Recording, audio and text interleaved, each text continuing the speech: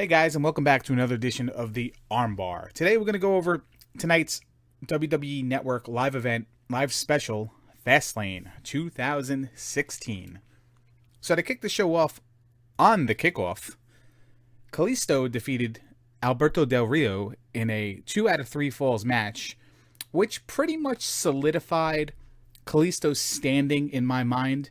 Now listen, he's had like 1 or 2 good matches with the championship around his waist, but it's very harsh to say, but I think WWE is pushing Kalisto off like Rey Mysterio Jr., just like WCW pushed the Renegade to be the Ultimate Warrior. Very unfair to say. It's like such an extreme example, but I mean, this match pretty much just epitomized the lack of chemistry Kalisto has with Del Rio. Kalisto has the worst head scissor takeover move I've ever seen. His ankles are rarely ever attached to the opponent's head by the time they flip over. There's been more missed spots in Kalisto matches than Sin Cara matches, and that's saying a lot. Sin Cara's been hurt, and it's a little bit of a tongue-in-cheek reference, but at the same time, I mean, it was pretty bad. I mean, Del Rio threw a kick at Kalisto, and Kalisto ducked under it, because Kalisto's back was to Del Rio when Del Rio threw the kick. So Kalisto went down to his knees. Del Rio totally missed the kick, and Kalisto sold it. And then in the third fall, Del Rio crotched Kalisto on the top rope without even separating his legs. His hand just missed, and Kalisto took it like it absolutely happened. So the chemistry was pretty bad. Kalisto is not looking good as a champion. I hope this title gets off of him at WrestleMania and maybe a United States Championship ladder match. That would be fun. But, you know, as for the match itself, this match was best when Del Rio was just on the straight offensive, attacking Kalisto with a chair to cause himself to get disqualified in the first fall, and then in between the first and second fall when he was just throwing him almost like ring side to side into the barrier outside the ring. It was pretty brutal, and Del Rio looked his best doing this, and they actually meshed the best doing this, with Del Rio just beating the snot out of Kalisto, and Kalisto just taking it. You didn't have to worry about like heavyweight guy versus lightweight guy and trying to sell the moves and stuff. It worked. What didn't work for me is the fact that Del Rio missed a double stomp on Kalisto, landed on his feet in the ring, and that staggered him. Like that dynamic just doesn't make sense to me. You elbow drop off the top rope, and you hit the canvas with more force, and then you get up and you celebrate. But then if you go to double stomp and land on your feet, all of a sudden you tweaked your leg or something like that. I hate that dynamic, and it comes into play later as well.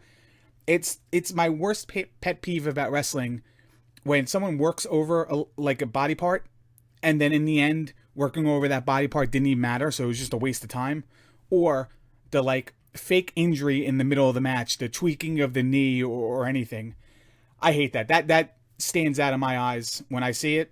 And I don't know about you guys, but I really don't want. I want to see people wrestle. I want to see, not 5-star matches, but attempts at 5-star matches, especially on live specials. But hopefully we don't have to see Del Rio versus Kalisto for the 20th time, and we can move on from here. But opening up the show, which was a little bit of a surprise to me, were the women tag team match. Becky and Sasha Banks defeating Naomi and Tamina. And I can't say better things about these four than I have in the last few weeks. They work so well together. The match was friggin' entertaining as all hell.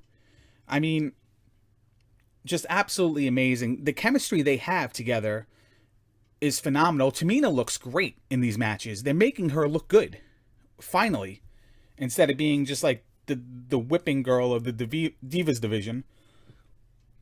Naomi is so athletic. She's phenomenal. And Sasha and Becky are Sasha and Becky. They're the best wrestlers that you have right now on the main roster. And it really showed in this. They even worked well together, Becky and Sasha. Teased it a little bit in the beginning, and then meshed so well during the match and at the end of the match.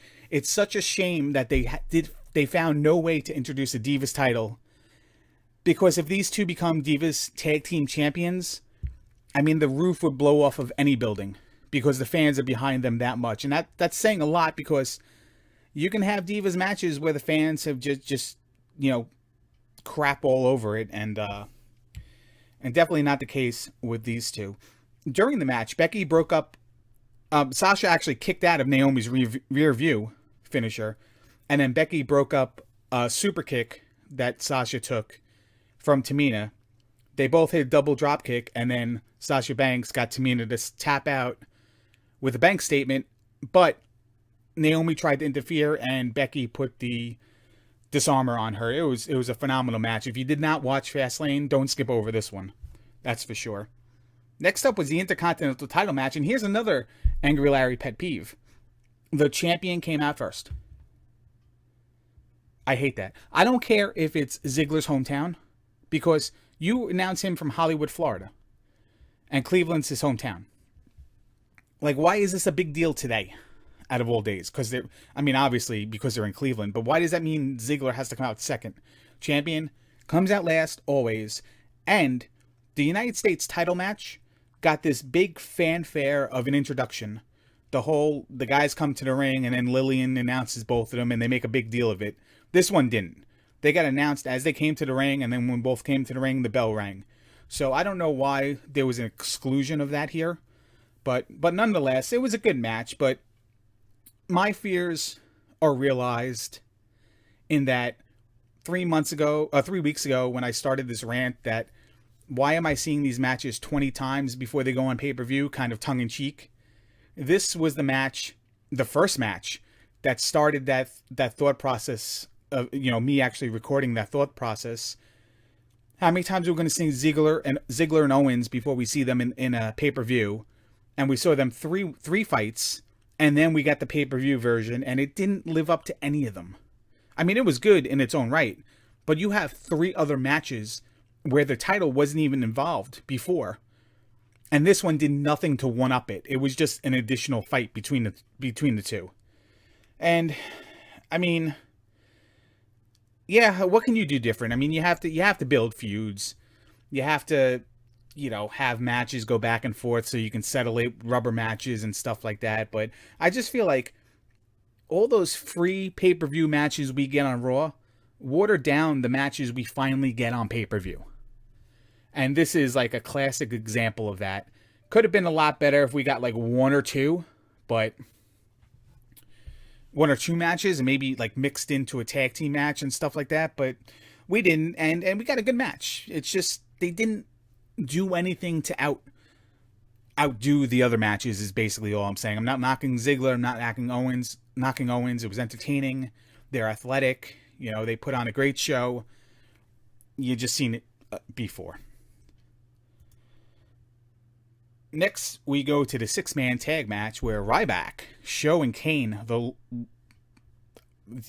titans, I guess, of WWE, I don't know, defeated the Wyatt family. And it actually comes as a shock because the Wyatt family loses everything. So why is this a shock? Why did I expect anything different than the Wyatts losing on pay-per-view?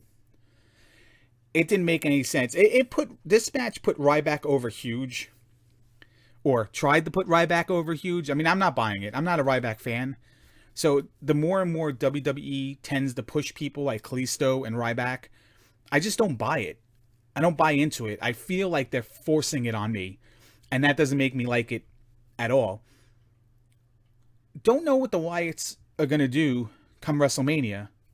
We'll get more into that later. But off another loss, they're just going to turn around and attack like Ziggler now.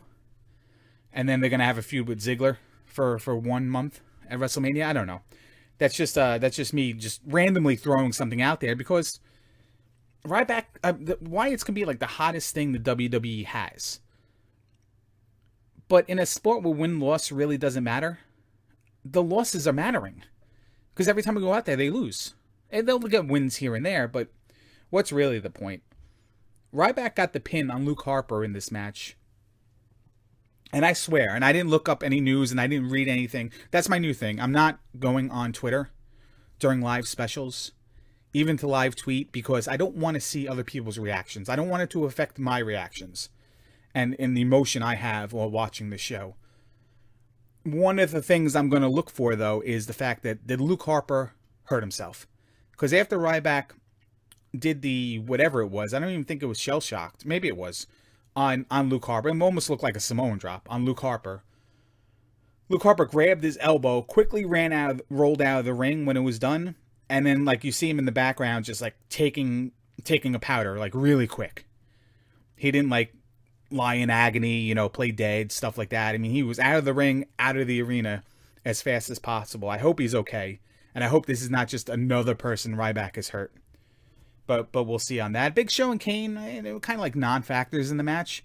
It was pretty much all about Ryback and Big Show chanting for Ryback and feed me more to get the crowd going.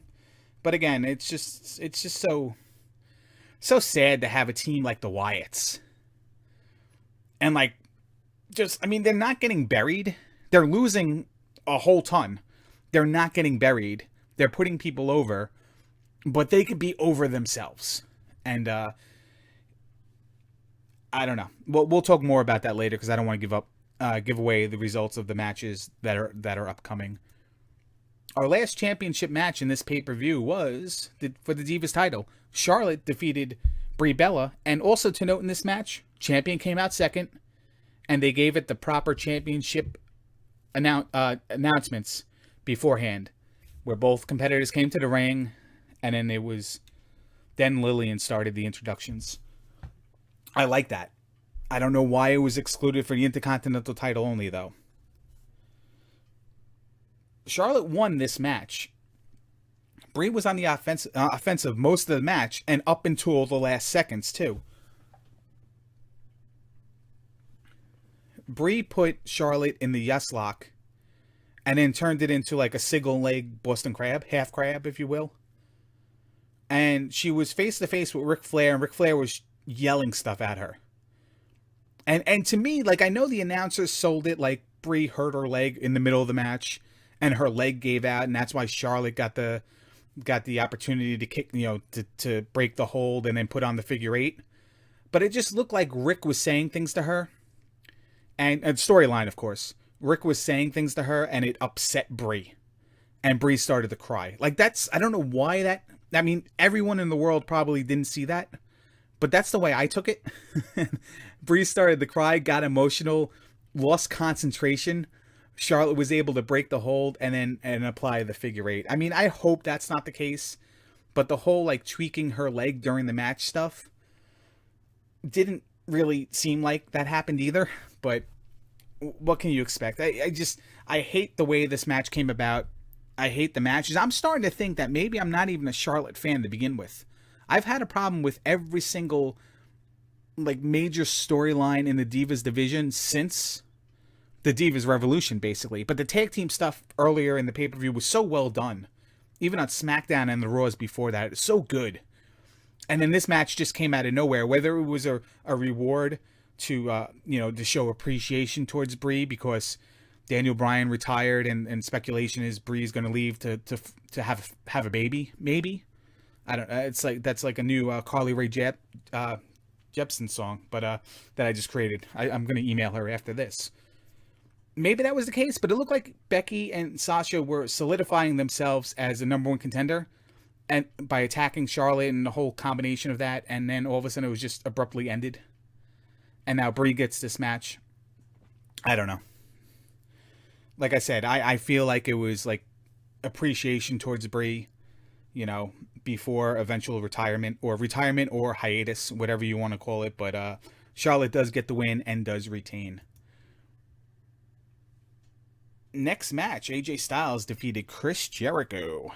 Now, something was amiss in this match, just like it was amiss in the Del Rio versus Kalisto match. There were a lot of like mistiming and very dangerous spots in this match. One of them was, AJ jumped to the outside, and I guess Jericho has just never really wrestled somebody with so much hang time and let the drop kick go early. And it could have really hurt himself landing on, because by the time he hit AJ, he was almost hitting the ground himself with his head. That could have been dangerous. And Jericho grabbed AJ on the ring apron one time to swing him into the guardrail.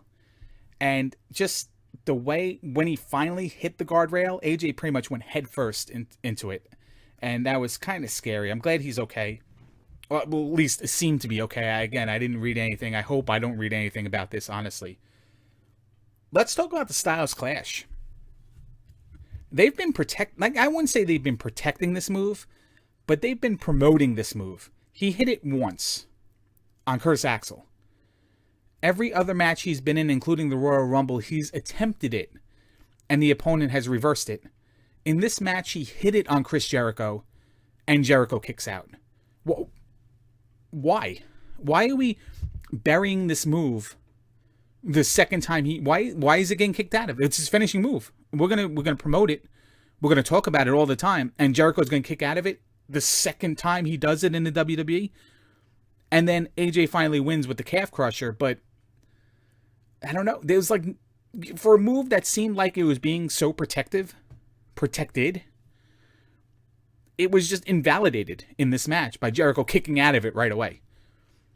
Now you can't, well, not that you have to, but now you can't do things like no one's ever kicked out of the Styles Clash. Well, yeah, second time he did it, someone kicked out. So what's the point of that move? I guess AJ's just going to be a traditional submission guy now, and the Styles Clash is going to be the alternate ending that we get sometimes, but we're going to tease it all the time.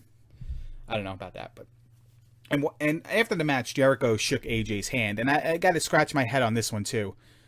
Jericho is only in the WWE part-time here and there, but he comes in with these like roles where he's like the babyface, and then he's like a little bit deceitful, and then after the feud he does the respect thing. He's never a heel, and he's never a face. He's only situational when the feud starts. He turns a little bit heel, and then when the feud ends, he's babyface maybe. Remember when he walked out on Ambrose and Reigns versus the Wyatts at the end of that match when Jericho got pinned or submitted? I think he got pinned.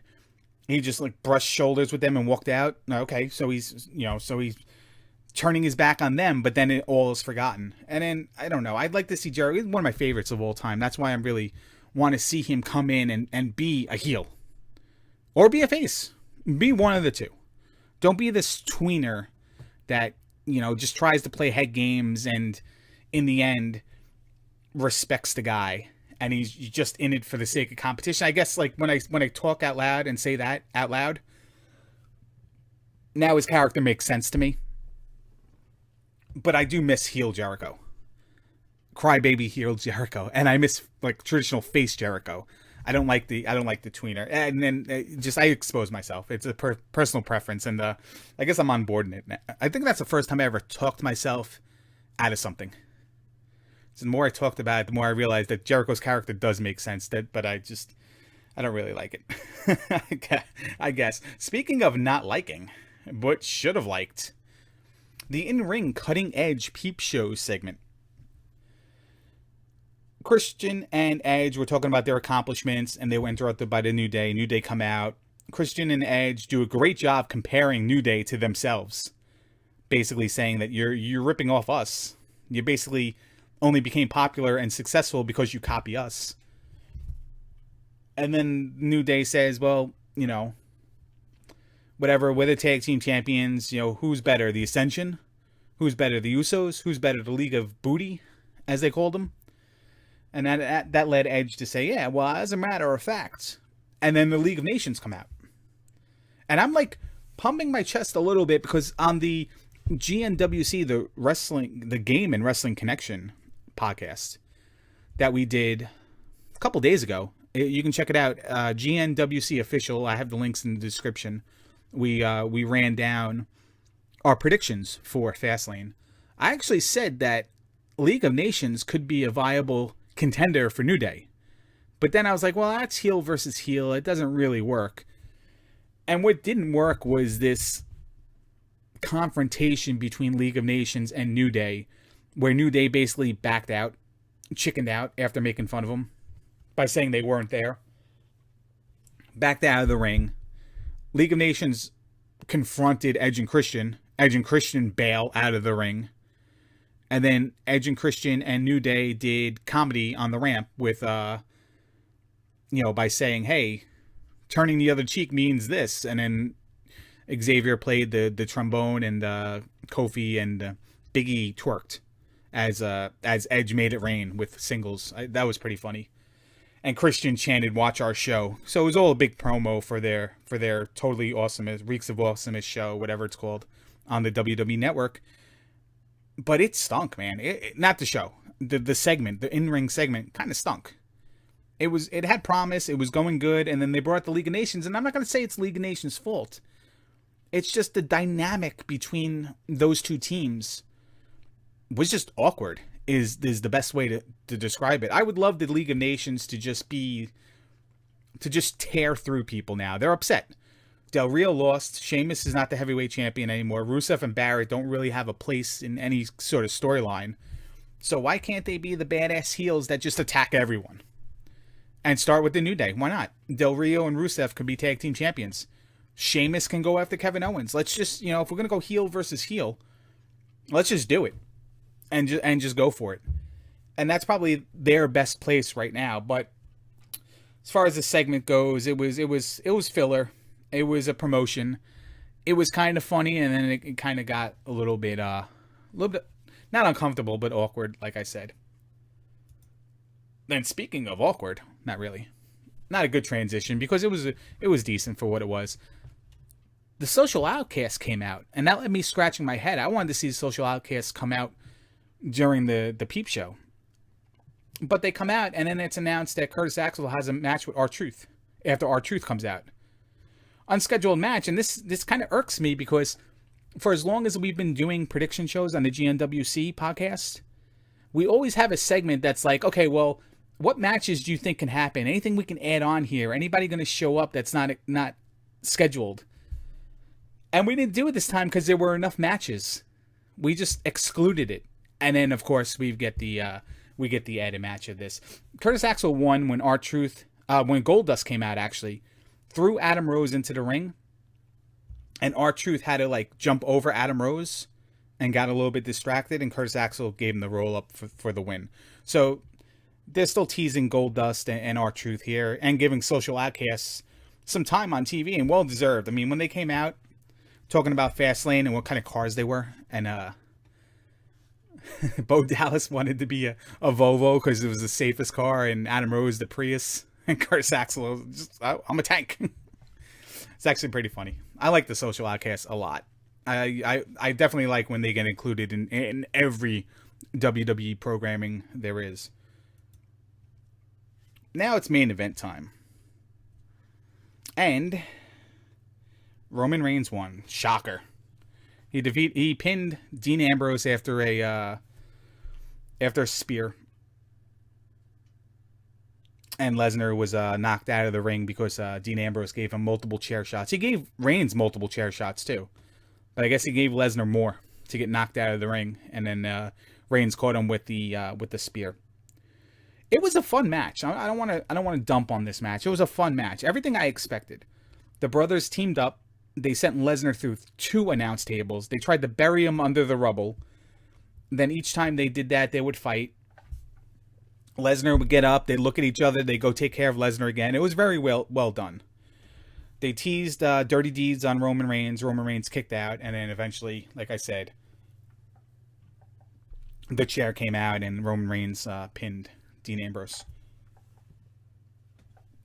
One of the most fantastic spots in this match, though, Roman Reigns was about to give Dean Ambrose a Samoa drop, and Lesnar comes into the ring after going through the table for the second time and being on the outside for a long time, comes in and just Germans Roman Reigns as he has Ambrose up for the Samoan drop, and just took 2 people over at once. It was pretty sick. Pretty sick. After Roman Reigns wins, Triple H comes down. They both stare at each other as the camera puts the iconic WrestleMania sign over their shoulder, and Fastlane goes off the air. So, where do we go from here?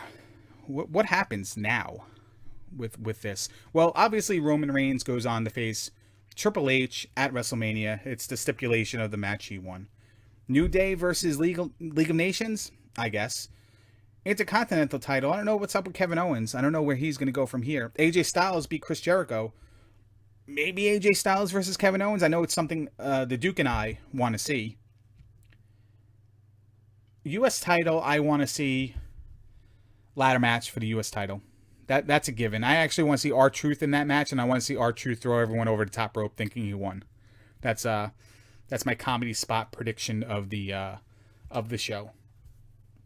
Women, I kind of expect Charlotte, Becky, and Sasha to have some sort of triple threat match where each of the two non-champions, Becky and Sasha, claim the rights to being number one contender because of how they performed in that match.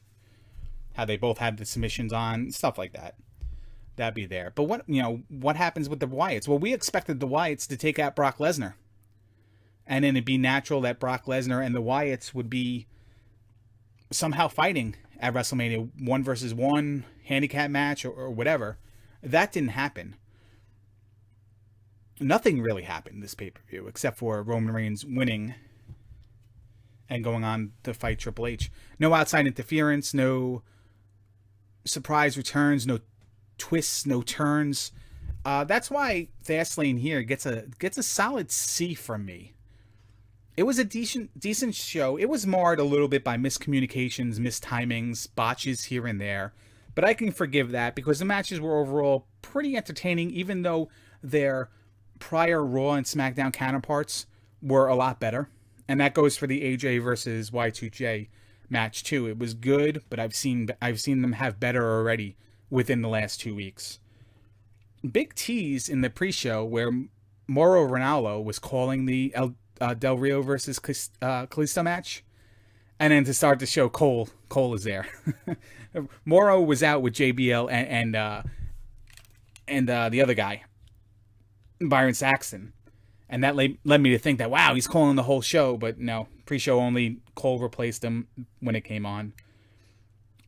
Couple matches we've seen before, like I said. And typical scenario where Roman Reigns lost the title, Royal Rumble. Roman Reigns wins this match. Roman Reigns wins at WrestleMania.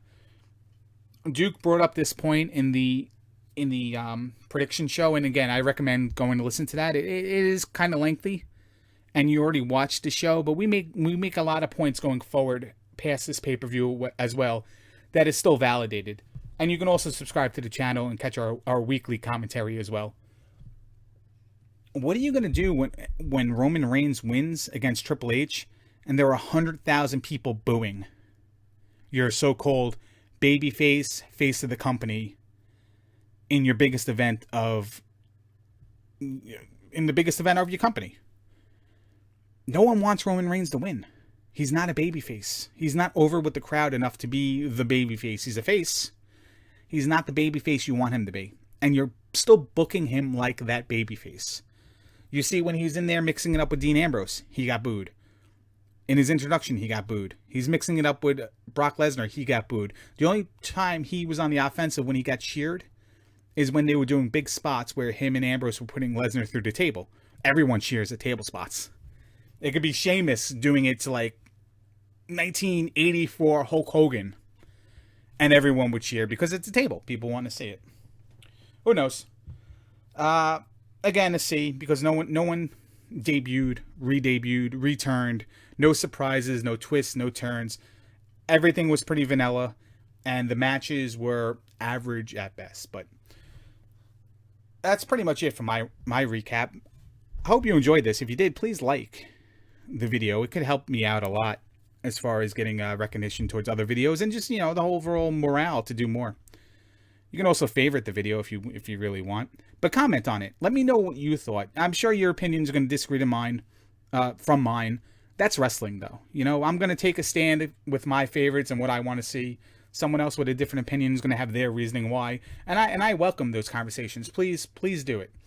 And also subscribe to the channel. I do a lot of gameplay. I'm also on Twitch, twitch.tv/AngryLarry, and you can tweet me on Twitter, @LarryIsAngry. But until then, I look forward to your comments, and I'll see you guys what will be tomorrow for the Raw recap, the Raw reaction show. It's hard to say, but I'll see you guys then. Later.